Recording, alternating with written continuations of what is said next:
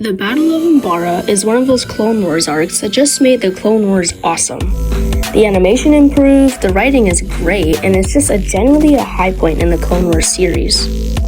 But we're not going to be talking about that. No, that would be boring. Today, we are going to be talking about how this extravagant arc completely changed the audience's opinion of the clones. Alrighty, enough of this intro stuff. I'm very excited about this one, so let's just get right into it. Of your failure, General Krell, you stupid bitch. One thing that I personally think helped focus the story on the clones is the fact that the Jedi had little to no screen time in this entire arc. The Umbarans arc follows the 501st, and we get to see this battle through the eyes of the troopers, which really helps the story be a lot more impactful. I think it would have been really difficult to center the story around the clones with the Jedi around. I'm dying. Trooper, I'm here to help you. Oh my god, you're dying. Really sucks. Oh my god, you're dying. I can't believe this.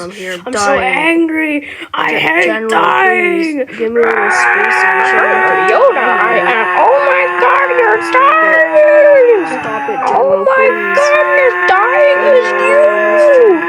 Well, not all of the Jedi were gone. We had Pong Krell. Pong Krell was not your average Jedi. He was a total sleazebag. He was cruel, rude, and he treated his soldiers like they weren't even people. To see a Jedi, warriors who are usually depicted as peaceful and wise, compassionate people, be an antagonist is pretty jarring. I think this depiction of a Jedi is very important for a couple of reasons. Firstly, Krell showed us how corrupt and misguided the Jedi were during the Clone Wars. That the Jedi are the ones responsible for this war. That we've so lost our way that we've become villains in this conflict. That we are the ones that should be put on trial. All of us! And my attack on the temple was an attack on what the Jedi have become. An army fighting for the dark side. Secondly, I think this is a great way to make the viewers hate this guy. And this makes us root for the clones a lot more than we would have with your average antagonist. The single most important thing that the Umbara arc achieved was humanizing the clones. Now, the Clone Wars has a lot of cool arcs that center around humanizing and fleshing out the clone soldiers, but the Umbara arc is just a lot more tragic in a way. Just the whole way that this battle is shown to us just really puts us into the perspective of the clones and inclines us to feel a lot more attached to them. Here's an example. As soon as the 501st enters the atmosphere, we immediately get the impression that this is going to be a battle with a lot of casualties. The camera pans around the battlefield, showing us the terrible carnage of the battle. We can hear soldiers urging each other to keep on fighting.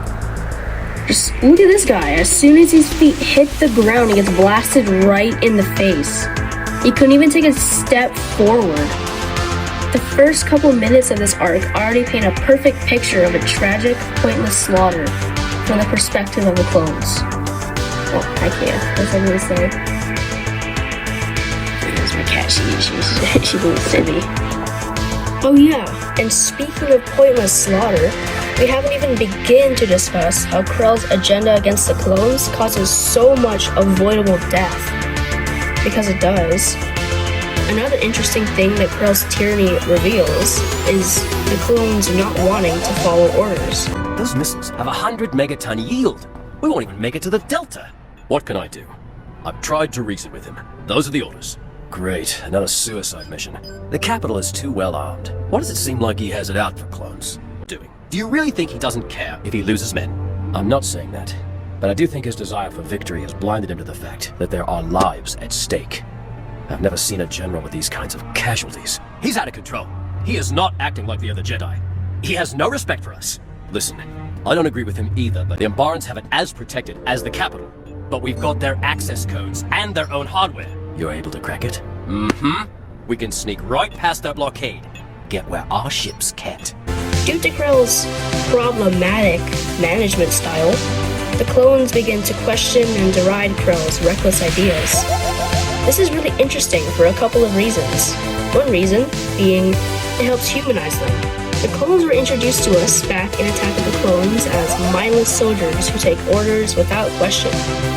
This entire arc shows the 501st learning that following orders into a grave isn't what makes a man a good soldier, but instead, fighting for what you believe is right. Umbara, and subsequently the Clone Wars as a whole, made the clones go against their programming and accept the fact that they are more than just mindless droids. They are human. Or they were. Good soldiers follow orders. Good soldiers follow orders. Good soldiers follow orders. Good soldiers follow orders. Good soldiers follow orders. Good soldiers follow orders. Good soldiers follow orders. Good soldiers follow orders. Good soldiers follow orders. Good soldiers follow orders. We're good soldiers. We followed orders. And for what? This arc adds to the tragedy of the clones in such a meaningful and impactful way. It shows us so much and has so many cool details that make me love the clones so much more. And it does a really good job in showing the clones really evaluating what it means to be a good soldier. The Clone Wars is such an important show to me, so I thought it would be the best thing to talk about for my first video essay. So, thank you very much for watching this video, and I encourage you to stick around. It's all gonna go uphill from here, and I'm really excited for what's to come. I got some exciting big ideas and plans for future videos, and it'll be awesome if I could have you here to see it. That will be all from me. Okay. Bye. That is my order, and you will follow it explicitly. Do I make myself clear, CT-7567?